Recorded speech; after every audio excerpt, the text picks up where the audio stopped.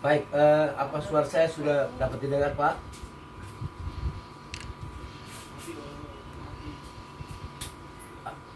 Assalamualaikum warahmatullahi wabarakatuh. Salam sejahtera untuk kita semua. Pertama-tama saya ucapkan terima kasih kepada Bapak Gus Dur dan tim webinar yang selalu peduli dengan negara ini. Walaupun kita sebagai relawan, tapi kita pun juga harus bela negara melalui cara-cara kita. Bapak Ibu sekalian, saya tidak ahli dalam bidang hukum seperti juga apa yang dikatakan oleh Bapak Gus Soleh. Tetapi ada hal-hal penting yang ingin saya sampaikan pada kesempatan ini. Yang pertama mau saya sampaikan bahwa Presiden itu primus inter pares. Primus inter pares itu manusia yang mempunyai kedudukan yang sangat utama. Dan di dalam negara demokrasi, apabila presiden sudah bersuara, maka itu harus kita perhatikan. Apalagi kita relawan Jokowi. Dan tema ini begitu bagus. Dan saya anggap bahwa relawan Jokowi dimanapun Anda berada, Anda masih tetap eksis di dalam membela negara ini melalui pembelaan terhadap Bapak Jokowi.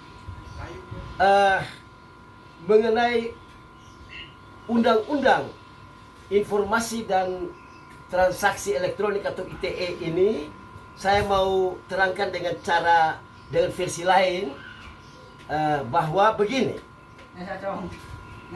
Pada awalnya kita harus lihat bahwa perkembangan teknologi ini begitu besar, sehingga merupakan suatu keniscayaan apabila the high teknologi itu muncul. Nah, akibat dia muncul tentunya ada dua hal. Jika digunakan dengan baik, bagus. Tetapi apabila digunakan dengan tidak baik, ini seperti yang kita lagi bahas sekarang. Tentang undang-undang atau peraturan. Undang-undang atau peraturan itu dibuat, tadi sudah dikatakan oleh rekan Pak Petrus Celestinus yang sangat saya banggakan. Itu semua untuk manfaat pada masyarakat dan juga pada negara itu. Itulah pentingnya undang-undang, peraturan. Nah, saya mau tinjau dari segi yang satu ini.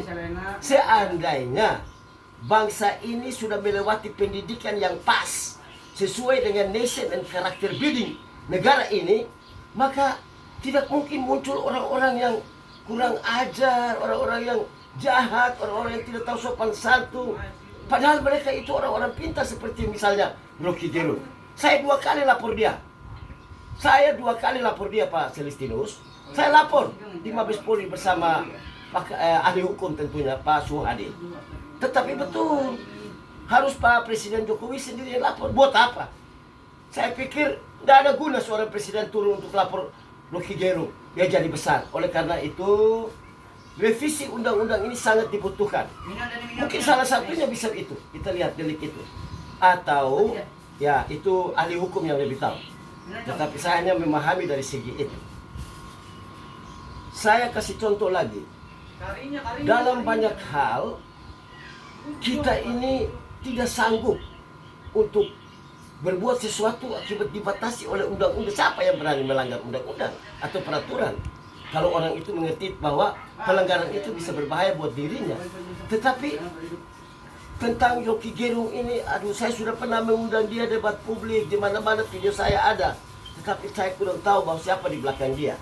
Tetapi bukan karena itu, karena undang-undang atau peraturan ini yang membuat pihak kepolisian tidak boleh gegabah dalam hal yang satu ini. Bapak Ibu sekalian, saya pun juga akan memberikan sedikit pencerahan barangkali ya, bahwa dengan adanya undang-undang ini, Bapak Ibu, sering hal-hal sepele. Saya kasih contoh, saya biasa sebut saja langsung orang namanya ya, Pak Gus Dur. Kasus tentang Abu Janda misalnya, atau tentang dulu kata ke satu kata salah dari Ahok atau siapa-siapa pun juga lah. Hanya satu kata saja bisa menyebabkan orang 6 tahun penjara. Nah, kalau orang sadar, orang pintar, orang tahu kalau begitu dia jangan berkata yang salah. Tetapi karena hukum itu multitafsir, bahkan ada dikatakan begini. Jikalau 5 ahli hukum berkumpul membahas satu topik, setelah itu keluar bisa muncul 5 topik baru. Ini masalahnya. Jadi ini juga suatu keniscayaan dalam hukum. Tetapi yang paling penting adalah kita hadir di sini untuk mendengar suara primus inter pares yang tadi saya katakan, yaitu Bapak Jokowi. Artinya bahwa kita sementara bela negara ini, kita sementara mendukung Bapak Jokowi sampai 2024 beliau berakhir dengan insya Allah meninggalkan satu legacy yang baik buat bangsa dan negara ini.